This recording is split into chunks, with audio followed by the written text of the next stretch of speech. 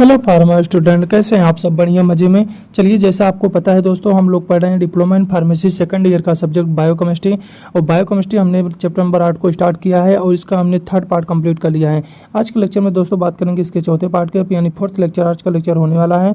और आज के लेक्चर में कौन कौन से हमको टॉपिक पढ़ना है दोस्तों, पहले देख लीजिएगा। दोस्तों, हमने पिछले क्लास में, जैसा आप लोग को पता है, हमने बात कर लिया था मेटाबॉलिज्म ऑफ कार्बोहाइड्रेट को कंप्लीट। आज हम दोस्तों स्टार्ट करेंगे मेटाबॉलिज्म ऑफ लिपिड के बारे में। बिना किसी देरी के दोस्तों स्टार्ट करते हैं मेटाबॉलिज्म ऑफ लिपिड और देखते हैं आज का लेक्चर हम कहां तक अपना खत्म कर पाते हैं। ठीक है, metabolism of the lipid, lipid का मेटाबॉलिज्म आज के लेक्चर में दोस्तों याद स्टार्ट करेंगे। लिपिड का मेटाबॉलिज्म किस तरीके से होता है। देखिए, लिपिड का मेटाबॉलिज्म कहने का मतलब है कि लिपिड क्या हो, टूटेंगे या लिपिड क्या होंगे, बनेंगे। क्या कहने का मतलब यह है, जैसे हमने पिछले क्लास में बात किया था, कार्बोहाइड्रेट या तो ग्लूकोज से ग्लाइकोजन में कन्वर्ट हो रहा था, यानी बन रहा था, या तो ग्लाइकोजन टूट करके ग्लूकोज बना रहा था। वैसे लिपिड का भी मेटाबॉलिज्म होता है।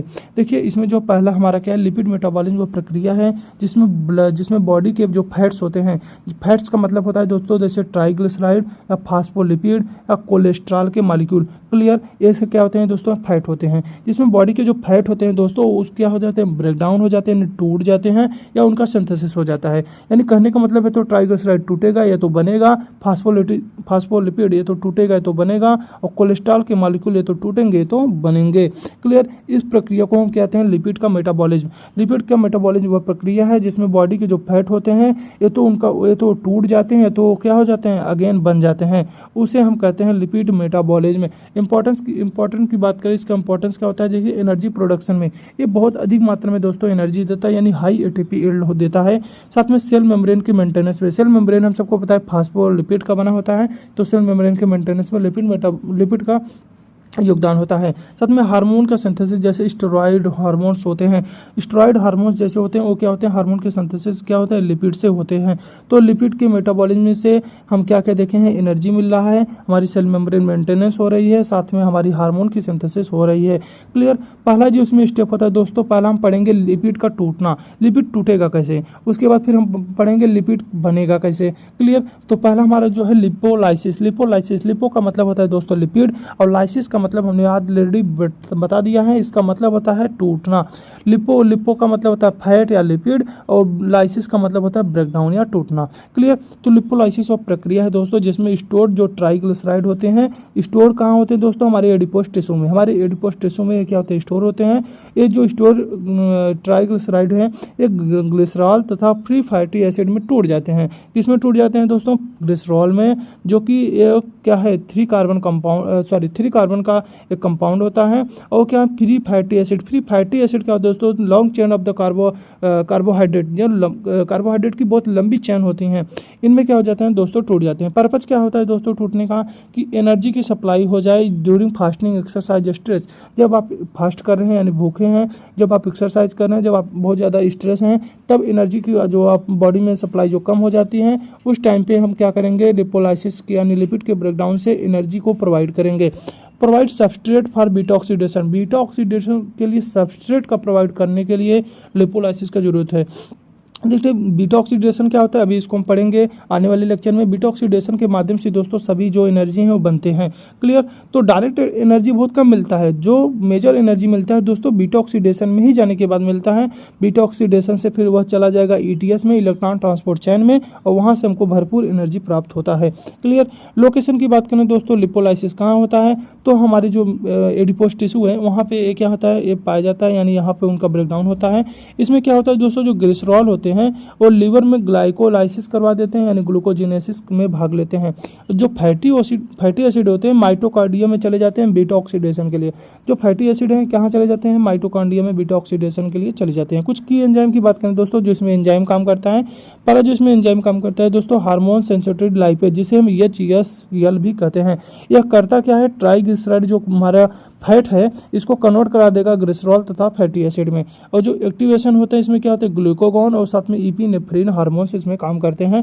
इनहिबिशन इसमें हार्मोन काम करता है दोस्तों, इंसुलिन काम करता है जो कि इनकी प्रोसेस को क्या कर देता है, इनहिबिट कर देता है। कहने का मतलब यह है दोस्तों कि अगर इसमें ग्लूकागॉन अगर यहाँ पे दे दिया जाए तो जल्दी प्रोसेस हो जाएगा, इपिनेफ्रिन दे दिया जाए प्रोसेस जल्दी हो जाएगा, लेकिन अगर इसमें इंसुलिन दे दिया जाए तो ये प्रोसेस को क्या करेगा दोस्तों, रोक देगा।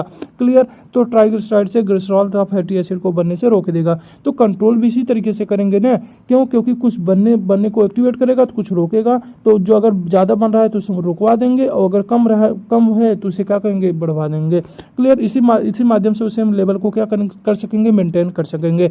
आगे बात करेंगे दोस्तों हार्मोनल रेगुलेशन। देखिए वही फिर चीज़ें यहाँ पे लिखा हुआ है, जो इंसुलिन होता है दोस्तों, जो हार्मोन होता है, ये इनहिबिट कर देता है, और जिसके कारण क्या होता है, लिपोलाइसिस कम हो जाता है। लेकिन जो ग्लूकागॉन है ये एक्टिवेट करेगा और लिपोलाइसिस बढ़ाएगा। इपिनेफ्रिन भी एक्टिवेट करेगा और लिपोलाइसिस को क्या करेगा, बढ़ा देगा, यानी रैपिड लिपोलाइसिस करवा देगा, जिसके अधिक जल्दी से जल्दी जो हमारे लिपिड हैं वो क्या हो जाएंगे, फैट जो हैं वो क्या हो जाएंगे, ब्रेक डाउन हो जाएंगे। Product of the lipolysis, product क्या क्या बनेंगे दोस्तों इसके टाइम, तो हमने दो प्रोडक्ट अभी देख लिया है, पहला ग्लिसरॉल होता है, दूसरा फैटी एसिड। ग्लिसरॉल जो होता है दोस्तों लिवर में जाएगा और ग्लाइकोलाइसिस करवा देगा। ग्लाइकोलाइसिस आप सबको पता है क्या होता है, यानी ग्लूकोज का क्या होना, ब्रेकडाउन होगा, यानी ग्लूकोनियोजेनेसिस यानी ग्लूकोज का बनना, यानी ग्लाइकोजन के मेटाबॉलिज्म में भी ये काम कर देगा। यानी ग्लिसरॉल क्या करेगा, ग्लाइकोलाइसिस करवा देगा, जिससे ग्लाइकोजन के मॉलिक्यूल टूट जाएंगे और ग्लूकोज का फॉर्मेशन करवा देंगे। क्लियर। जब ग्लूकोज का जब फॉर्मेशन हो जाएगा तो कहीं ना कहीं हमारे जो लिपिड का मेटाबॉलिज्म है क्या हो जाएगा, रुक जाएगा, लिपिड का मेटाबॉलिज्म नहीं होगा। क्यों, क्योंकि बॉडी में जो ग्लूकोज की कमी थी वो ग्लूकोज की कमी अब पूरी होने लगेगी। जो फ्री फैटी एसिड मॉलिक्यूल होते हैं दोस्तों ट्रांसपोर्ट हो जाते हैं ब्लड के अंदर और बाउंड हो जाते हैं, किससे, एल्बुमिन प्रोटीन से बाउंड हो जाते हैं, साथ में कहाँ चले जाते हैं, माइटोकॉन्ड्रिया में। माइटोकॉन्ड्रिया के में जाने के बाद दोस्तों इनका क्या हो जाता है, बीटा ऑक्सीडेशन हो जाता है। क्लियर। कि क्लिनिकल रिवलेंस की बात करें तो इसमें क्लिनिकल क्या होता है, इंपॉर्टेंस क्या होता है, तो एक्सेस अगर लिपोलाइसिस है, अगर मान लीजिए आपकी बॉडी में एक्सेस लिपोलाइसिस हो रही है, यानी फैट का ब्रेकडाउन बहुत अधिक मात्रा में हो रहा है, तो आपकी बॉडी में हाई फ्री फैटी एसिड का डिपोजिशन हो जाएगा, बहुत अधिक मात्रा में फैटी एसिड हो जाएंगे, और इस कारण दोस्तों कीटो एसिडोसिस हो जाएगा, यानी कीटोन के बॉडी में हमारे इक्युमुलेट होने लगेंगे। इम्पेयर्ड लिपोलाइसिस होगा तो ओबेसिटी या फैटी एसिड डिफिशिएंसी जैसे सिम्टम्स आपको देखने को मिल सकता है अगर इम्पेयर्ड लिपोलाइसिस हो रहा है। कुछ इंपॉर्टेंट पॉइंट हैं जो अक्सर एग्जाम में पूछ लेता है। देखिए दोस्तों लिपोलाइसिस का मतलब होता है ट्राइग्लिसराइड का टूट जाना, किसमें, ग्लिसरॉल और फैटी एसिड में। ये आपका मेन पॉइंट है, आपको ये अच्छे से पता होना चाहिए। जो हमारा HCl जो हमारा एंजाइम है, जो क्या होता है की एंजाइम, HCl क्या होता है दोस्तों, अभी ऊपर हमने यहाँ पे पढ़ लिया है, हार्मोन सेंसिटिव लाइपेज। क्या है दोस्तों, hormone sensitive lipase enzyme. Clear. ये हमारा क्या है, हमारा दोस्तों हमारा की एंजाइम माना जाता है। और इंसुलिन इनहिबिट कर देते हैं, क्या करते हैं, ग्लूकागॉन इपिनेफ्रिन क्या करते हैं, स्टिमुलेट कर देते हैं। क्लियर। हमने ऊपर अभी इसके बारे में बात कर लिया। Provide substrate for energy production के लिए क्या होते हैं, सबस्ट्रेट प्रोवाइड करते हैं। कौन प्रोवाइड करते हैं दोस्तों, लिपोलाइसिस। क्लियर। आगे बात करेंगे दोस्तों beta oxidation of fatty acid. Mainly किस काम पढ़ेंगे दोस्तों, इसमें पाल्मिटिक एसिड का पढ़ेंगे, beta oxidation of the fatty acid. देखिए बीटा ऑक्सीडेशन वो प्रक्रिया है जिसमें जो फैटी एसिड होते हैं माइटोकॉन्ड्रिया के अंदर ब्रेक डाउन होकर एसिटाइल कोएंजाइम ए बना लेते हैं। क्या बनाते हैं दोस्तों, एसिटाइल कोएंजाइम ए बना लेते हैं, जो आगे टीसीएस साइकिल में जाकर एटीपी प्रोड्यूस करते हैं। अब टीसीएस साइकिल, अभी मत बोलिएगा सर टीसीएस साइकिल क्या होता है। देखिए टीसीएस साइकिल हमने ऑलरेडी कंप्लीट कर लिया है। हम यहाँ पे आने के बाद फिर हम यहाँ से टीसीएस साइकिल नहीं पढ़ाएंगे। क्यों, क्योंकि जो हमारा एसिटाइल कोएंजाइम जो हमारे कार्बोहाइड्रेट के टाइम पे बना था, अब वो किस में, फैटी एसिड में भी बन रहा है। तो ये भी एसिटाइल कोएंजाइम कहाँ चला जाएगा, हमारे टीसीएस साइकिल में, जहाँ पे ऑक्सोलो एसिटिक एसिड के साथ कंबाइंड होकर सिट्रिक एसिड बना लेगा। और जो मोस्ट स्टेबल कंपाउंड होता है, जिसे हमने कहा था कि ये कौन सा साइकिल है, सिट्रिक एसिड साइकिल है। क्यों, क्योंकि इसका जो पहला स्टेबल कंपाउंड बनता है, क्या बनता है, सिट्रेट बनता है। क्लियर। तो साइकिल फिर से वहीं रन करेगी। सिंपल शब्दों में कह सकते हैं जो फैट होता है दोस्तों एनर्जी प्रोड्यूस करता है। क्या प्रोड्यूस करता है, एटीपी एनर्जी प्रोड्यूस करता है। लोकेशन की बात करें दोस्तों, माइटोकॉन्ड्रिया मैट्रिक्स में, मेनली किसमें, लीवर एंड मसल सेल्स में ये कंडीशन होती है। क्लियर।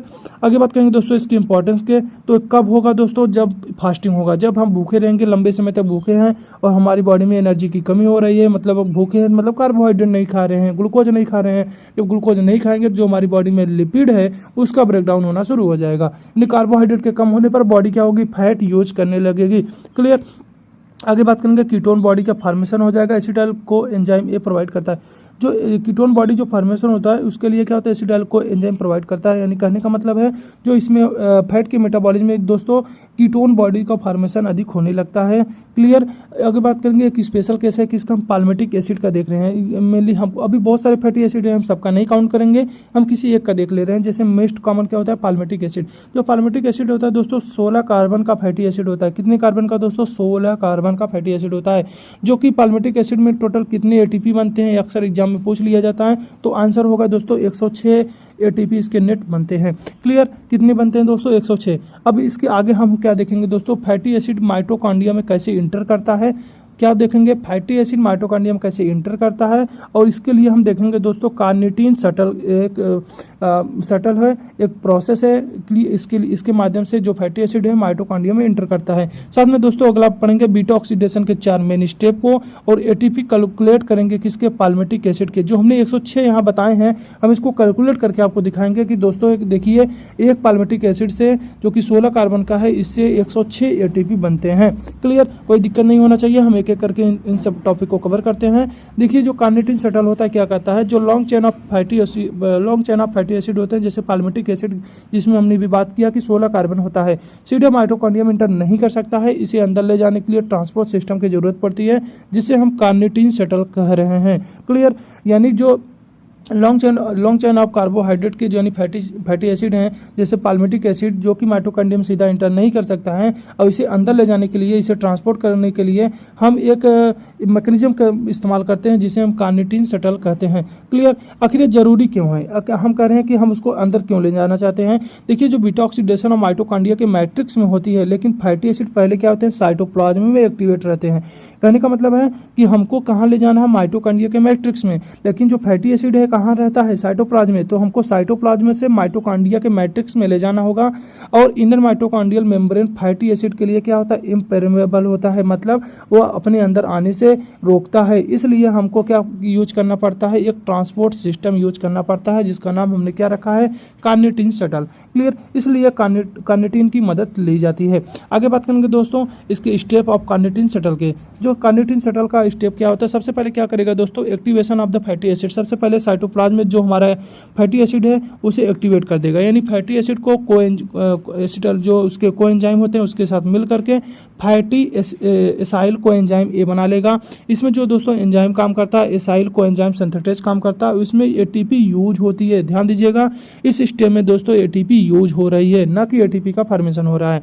अगला जो स्टेप होता है दोस्तों फॉर्मेशन ऑफ एसाइल कार्निटीन, यानी आउटर माइटोकॉन्ड्रियल मेम्ब्रेन पर देखने को मिलता है। एक यहाँ हो रहा था साइटोप्लाज्म में, और यह होता है आउटर माइटोकॉन्ड्रियल मेम्ब्रेन पर।